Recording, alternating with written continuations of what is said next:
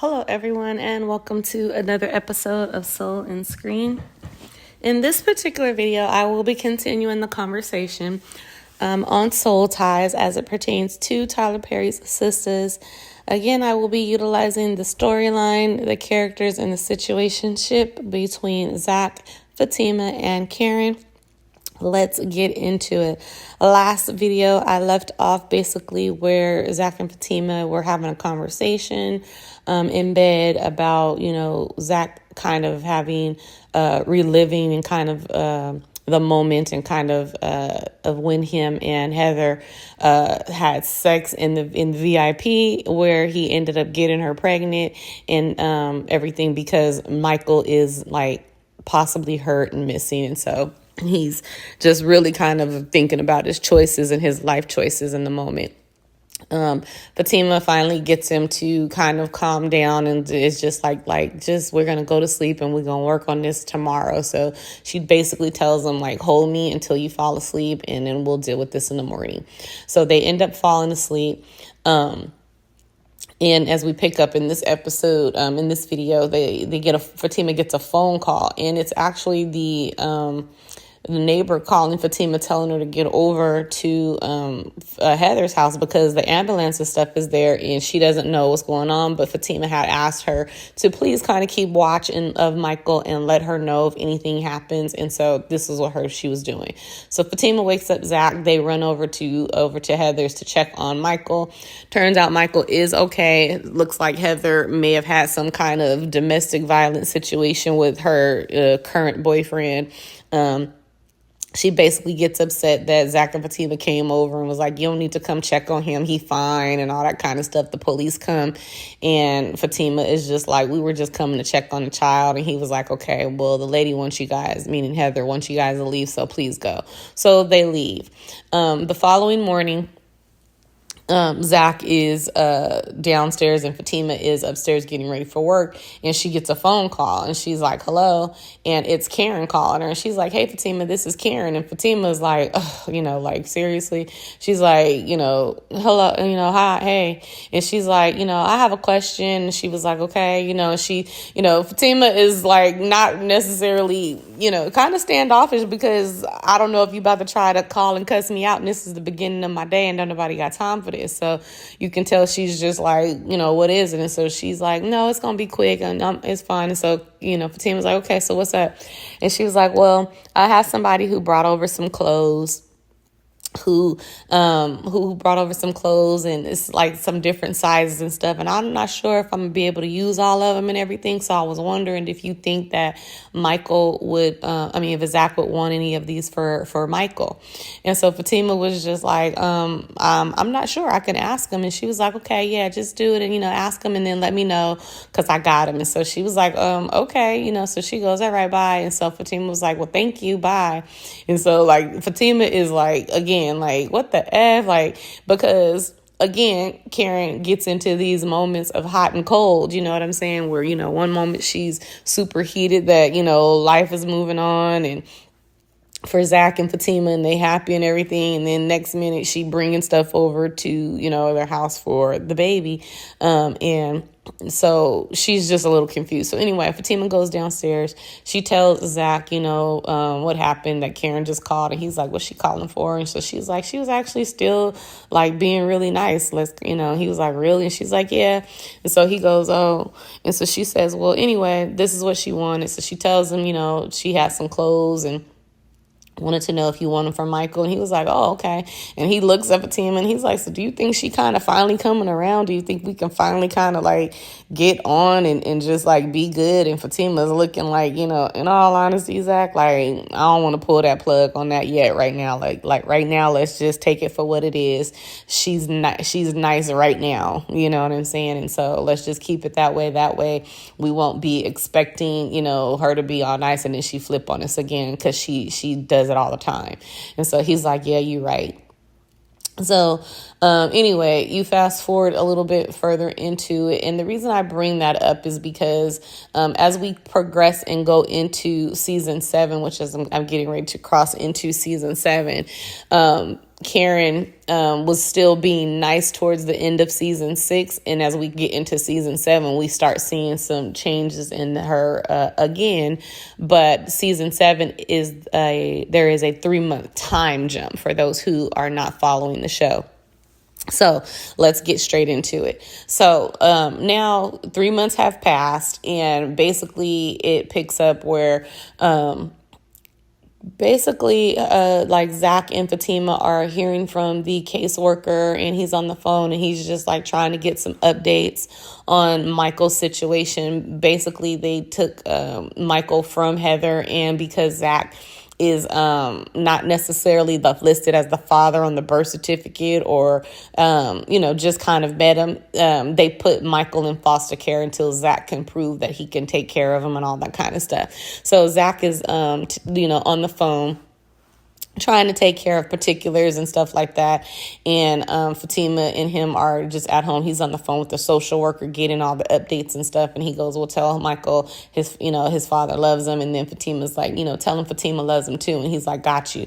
Tell him Fatima loves him too. I love this moment with them because once again, it is showing that Fatima is there for Zac and is there and has already really kind of made this decision to be there for Zac and his child, her knowing that she most likely is going to mother this child because she's still planning to marry and move forward with Zac. So with that being said, she's talking to him and she's like, Zac, just, because he's kind of freaking out because it's kind of triggering for him because Zac was in and out of foster care as well. So she is calming him down. This is another thing that I like about the dynamic and that they do show with Zac and Fatima is that she has a way of calming Zac down when it's not about her. Like when Fatima is getting hurt or anything, Zac loses it. This is when Fatima cannot calm him down. But when it's outside of Fatima, she can calm him down. When Aaron was fighting, she calmed him down. Like she's able to calm him down to bring peace to it and like help him think positive and be optimistic about things. And so she's like, babe, just keep in mind that when we go to court and we take everything that we saw and everything that happened, there's no way that we are not coming home with your son. And so he's like, thank you. And so she calms him down. So fast forward a little bit more into it. You see that Karen is building up her place again. You remember her soul, for those who didn't follow, her salon burnt down, and so she found this new place to put it in. So it looks like all the construction is done and she's preparing for the grand opening.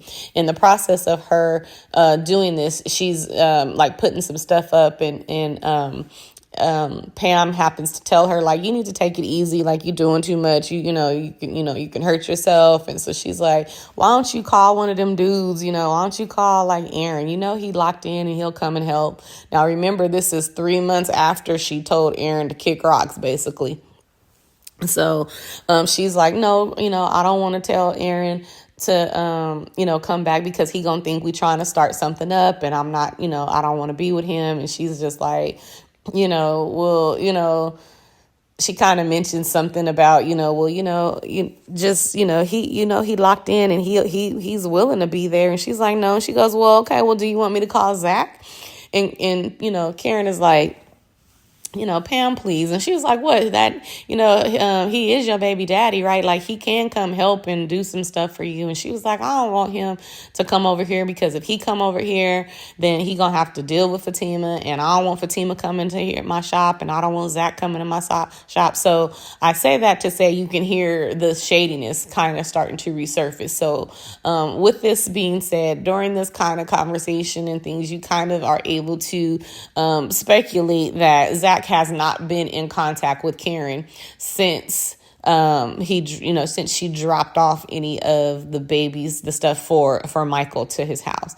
Now, with that being said, Karen also knows that Zac is in the middle of trying to go and get custody of his son because of him not being in a healthy and stable home environment. But you can tell that she has an attitude while she's talking to Pam about Zac coming over and why he can't, because Fatima, and she says like Fatima's jealous ASS. Like, Fatima is not jealous of Karen. Hear me when I say this. I know there's some Karen people out there who mad and want to try to say that Fatima is jealous of Karen.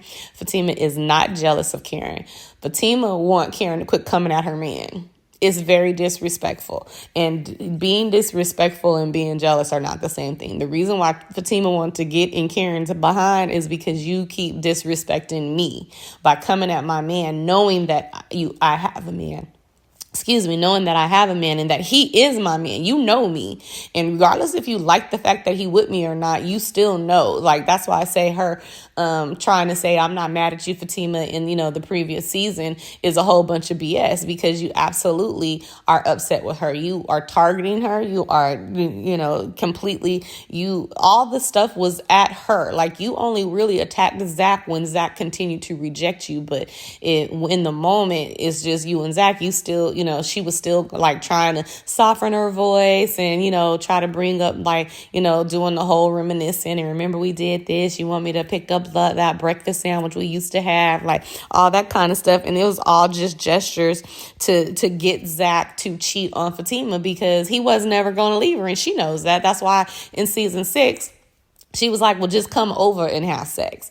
You know what I'm saying? Like, because she was like, if I can get him to cheat once, then I can get him to cheat some more and then he'll eventually come back. Or Fatima will, that's probably when she'll kick him out and then he'll come home. Again, not understanding that Zac Ben had the opportunity to leave Fatima and go back to Karen before he fell deep in love with her, because early on, Fatima kicked him out and told him to go. And he didn't go to Karen's house. He went to Karen's house to give her that money. And guess what? He left and he slept in the car. And he was sleeping, remember, in the truck when Fatima found out that, he was sleeping in the truck. So he had opportunity to go back to Karen. He does not want Karen. So anyway, as we get back to season 7, we are just listening to the conversation again with Pam and Karen. And again, it sounds like, Karen is getting back to being like catty and, just having attitudes because Zac hasn't come over to check on her. And she is definitely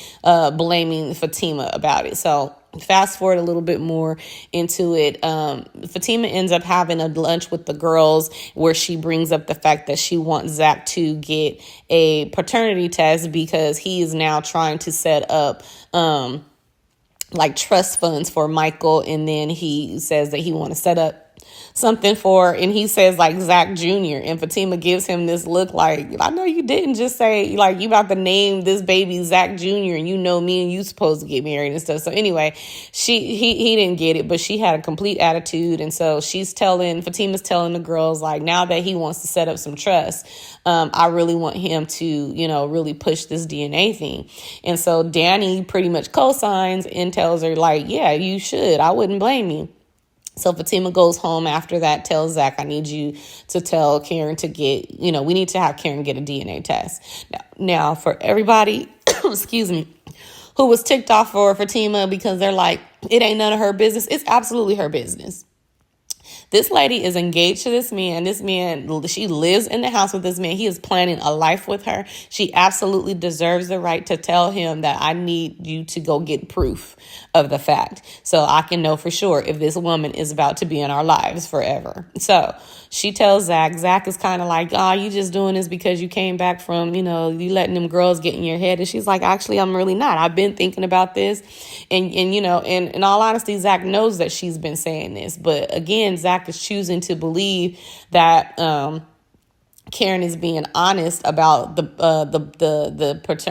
test that she got done. It was supposedly a blood test that says that Aaron wasn't the father, and so she's basically trying to say that if it's not Aaron, then it's Zac. But Fatima is like, I want proof that it's not yours, and so Zac is believing Karen because in this moment he goes, Fatima, like, the baby is mine, and I know this is hard for you. And she's like, Zac, no, that ain't it. That ain't it. It's not that it's hard for me. It's that you want to take care of baby and you don't even know for sure if it's yours. And so basically, he's like, Fatima, I'm not doing this. And she's like, okay, well, that's fine. But I bet you, basically she's like, this is where I stand on everything. And so fast forward a little bit more into the season, and I bet you Zac definitely took his tail up there and got a paternity, told Karen that he wanted to get a paternity test.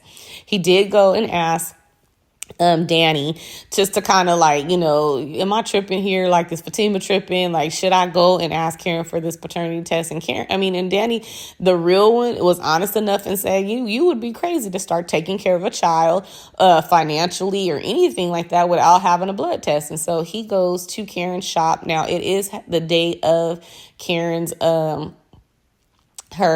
opening of her shop.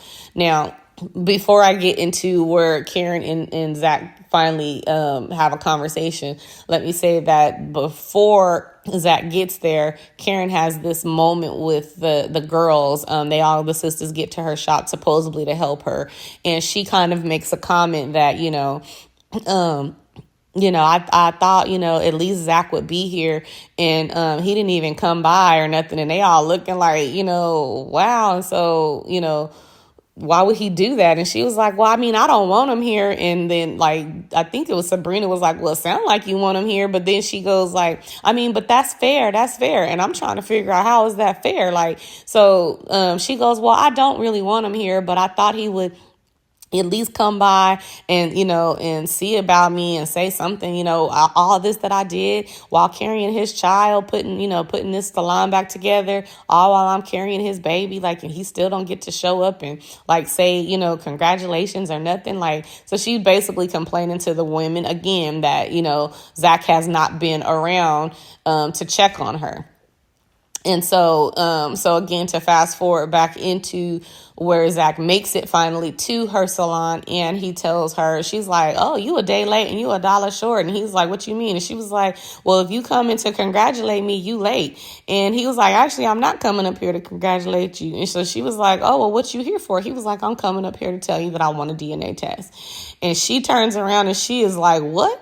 And he goes, I want a DNA test. And she goes, Zac, we've already talked about this. Aaron, we took the test and we proved that Aaron is not the dad. So that only leaves you. And Zac tells her, actually, I don't know that only leaves me. And so she goes, oh, so now you calling me a slut? And he goes, that's not what I said. And she goes, yeah, that's exactly what you said. She goes, how you gonna come in here and call me a slut when your whole ASS is, out there sleeping with all these women and stuff like that? Now, let me put a pin here.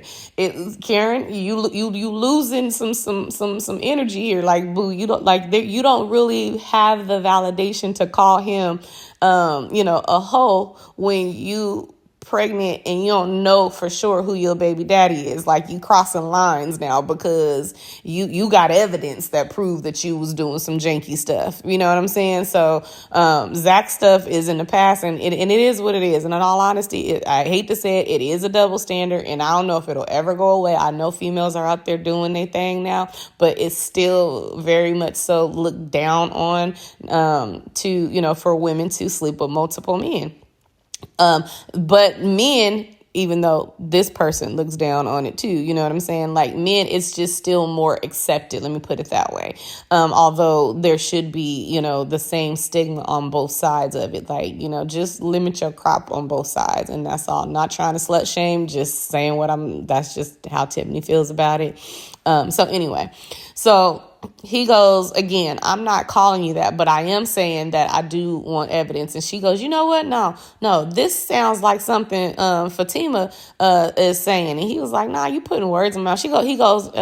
Karen goes, no, Fatima putting words in your mouth. This sounds like some stuff that she's saying. She the one who wants the test. And so he's like, Karen, come on. So while he's just kind of trying to tell her to calm down, and Miss Lisa eventually walks up. And like, Zac, what are you doing here? I told you not to come. And, Karen like listens to like heard her mom say, I told you not to come. And so then she's like upset about that. So Zac leaves and Karen is like, Mom, why did you tell Zac not to come? And she was like, oh, I seen him earlier and I just told him it wouldn't be a good idea. So you could tell she's mad at that too, because again, she wanted him to come, but she don't know that Miss Lisa at least delayed her being upset because, he came before her opening. So she definitely would have been going into her opening a little pissed off if he would have went up to her sooner. So anyway, fast forward into it. Zac goes home and he tells Fatima that he did, talk to Karen. And she's like, Zac, like, why'd you pick now to do it? Like today, her opening. And he was just like, I just went to get it over with and stuff. And she was like, okay, well, what happened? So he goes, oh, no, that was earlier. So anyway, he goes home actually to tell Fatima, and Fatima's coming downstairs and he's like, well, she's like, where you been? And he was like, I went, to kind of work out some steam because I went and told, Karen that I wanted to test. And she like had a fit and she was like, what'd she do? And so he was like, she just went off, but it's all good. Like, I ain't really got time to worry about that. Like, I got, to concentrate on Michael. And so Fatima was like, yeah, speaking of that. And so she walks over to the table and she picks up some brochures. And she's like, babe, Michael is going to need some therapy. And he's been through a lot of trauma and stuff. Like, he's just really going to need some help working through all of this. And so Zac is looking at Fatima, like, as she holds these and like giving them to him.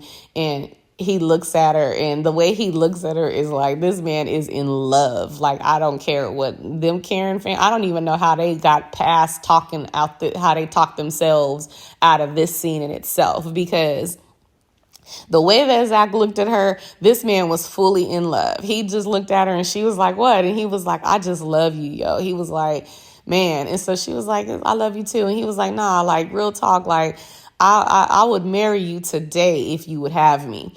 And let me just put a pin here that there is no way Karen would have been able to do this, what Fatima is doing.